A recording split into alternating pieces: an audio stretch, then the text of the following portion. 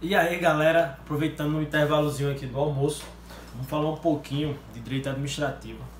Vamos falar um pouquinho sobre o artigo 37 da Constituição, parágrafo 6º, certo? Que fala da teoria do risco administrativo. O risco, o Estado assume objetivamente o risco pelos danos que seus agentes causarem a terceiros, beleza? Essa foi a teoria adotada pela Constituição Federal. O seu artigo 37, parágrafo 6º da Constituição é a teoria do risco administrativo, beleza? No seu edital, o nome desse assunto é responsabilidade civil do Estado, beleza? Possivelmente vai mudar algumas palavras, responsabilidade civil dos danos causados pelo Estado, possivelmente vai ser isso, mas a ideia é essa, beleza? Diz assim, ó, o parágrafo 6º, eu vou ler para você, ok? Diz assim, ó, as pessoas jurídicas de direito público e as de direito privado prestadoras de serviço público responderão pelos danos que seus agentes causarem nessa qualidade, causarem a terceiros, assegurado o direito de regresso contra o responsável nos casos de dolo ou culpa. Então, galera, presta atenção. Vamos pensar o seguinte, ó. Aqui está o Estado, aqui está o agente público, beleza? E aqui está o terceiro lesado. Eu vou chamar esse cara aqui de terceiro lesado, que teve um bem lesado. Então, vem o agente público na viatura, sempre a questão do CESP vai trabalhar, 99% das vezes vai trabalhar aqui. O servidor público conduzindo um carro oficial, uma viatura, uma ambulância do hospital do Estado, alguma coisa do tipo assim, beleza? Então, esse agente público ele vem e causa um dano a esse terceiro. Esse terceiro, ele tem o direito de ser ressarcido pelo dano que foi causado, pela lesão que foi causada a ele. Então o que acontece? Esse terceiro, ele vai pedir o ressarcimento a quem? Ao Estado. Por isso que essa teoria adotada pela Constituição é chamada de teoria do risco administrativo. Vamos pensar o seguinte, velho. Ó, o Estado, quando eu falar Estado aqui, entenda no modo geral. União, Estado, DF, municípios. Beleza? Então, o Estado, ele responde objetivamente pelos danos que seus agentes, nessa qualidade, causarem a terceiros. Você tem que se ligar em algumas coisas. Quem são as pessoas jurídicas que respondem desse modo? São as pessoas jurídicas de direito público e as de direito privado, prestadoras de serviço público. Vamos analisar esses aí bem rapidinho. Ó, quem são essas pessoas jurídicas prestadoras de serviço público? Pessoas jurídicas de direito privado, prestadoras de serviço público. A gente tem alguns casos, por exemplo, a sociedade de economia mista e as empresas públicas, elas são necessariamente pessoas jurídicas de direito privado, mas ou elas prestam serviço público ou elas exploram a atividade econômica. Então, quando elas estiverem prestando serviço público, os danos que seus agentes causarem nessa qualidade de prestadores de serviço público, as pessoas jurídicas de direito privado responderão objetivamente. Outro exemplo, eu costumo dar sempre o exemplo ao aluno, as concessionárias de ônibus. As concessionárias de ônibus da sua cidade aí, por exemplo.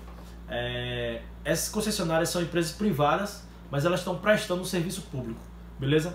Por quê? Porque teve uma licitação, elas estão prestando serviço público. Então, os servidores dessa empresa privada de ônibus, nesse nosso exemplo, eles não são servidores públicos, beleza? Não são servidores públicos, mas eles estão na qualidade de agentes públicos. Por quê? Porque eles estão prestando um serviço público naquele momento.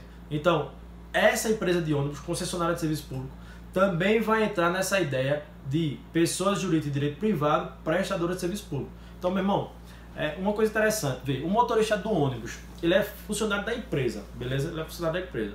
Aí ele freia o ônibus, perceba que não precisa haver dolo ou culpa na responsabilidade civil, certo? Nessa responsabilidade aí, por quê? Porque o Estado responde objetivamente.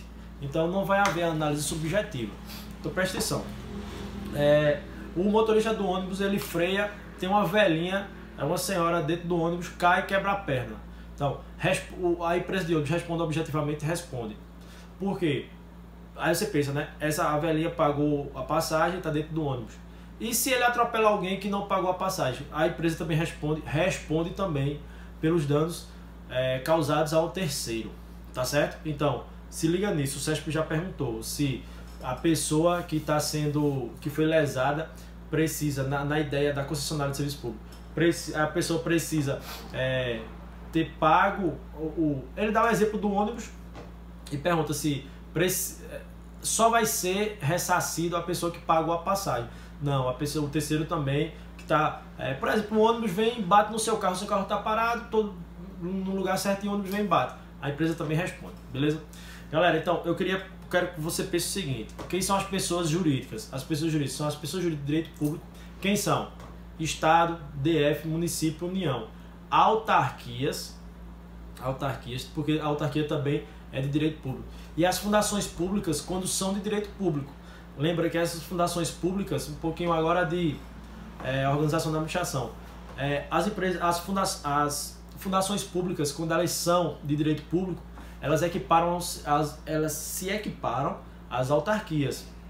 E são chamadas ou de fundações autárquicas ou de autarquias fundacionais, beleza? Então, as pessoas de direito público, autarquias, fundações públicas, quando forem de direito público, União, Estado, DF, município, respondem objetivamente pelos danos que seus agentes causarem nessa qualidade. Por que nessa qualidade? Por exemplo, eu sou policial civil, eu sou agente público, beleza?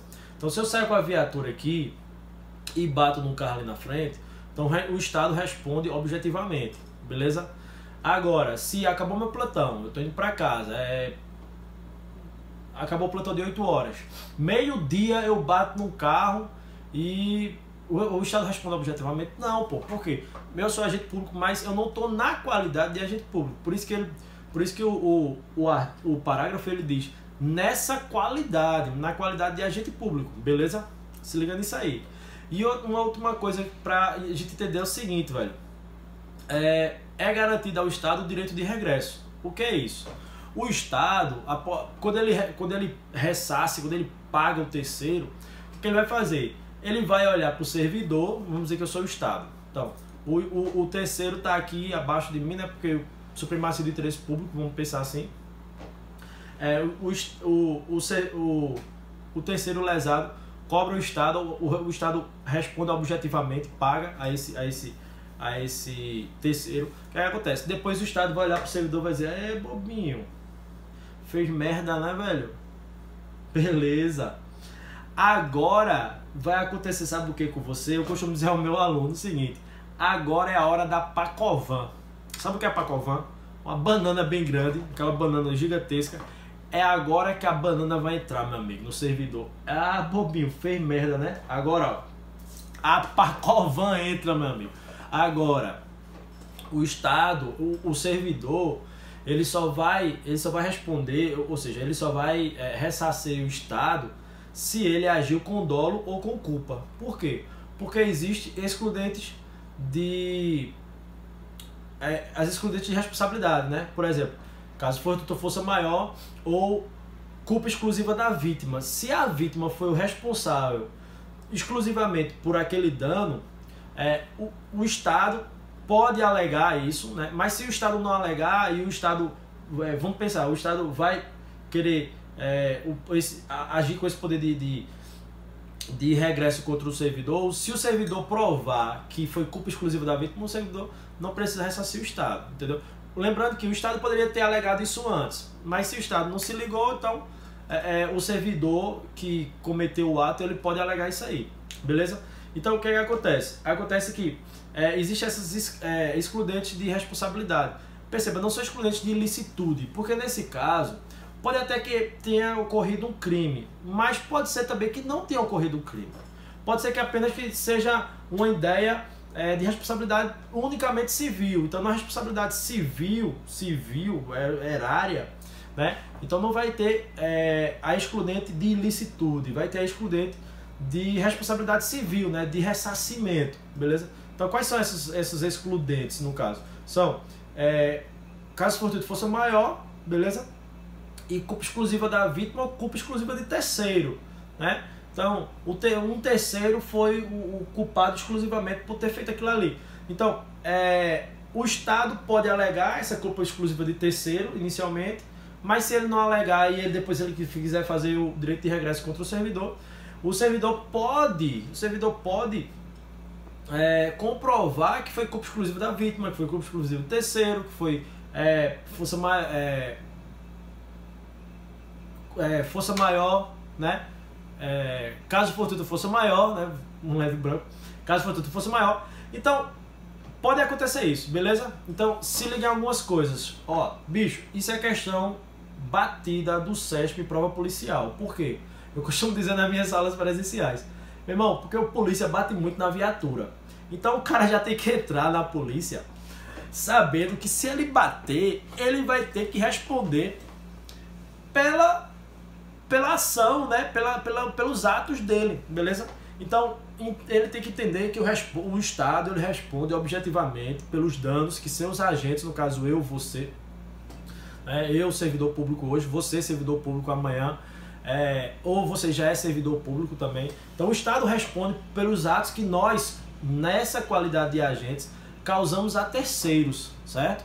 E assegurado o direito de regresso nos casos de dolo ou culpa. Ou seja, só vai haver se a Pacovan só vai entrar se o ato feito pelo agente público teve dolo ou culpa, beleza? Então se liga nisso aí, se liga nessa dica. Forte abraço, professor Antônio Helder na área te ajudando. Valeu, galera!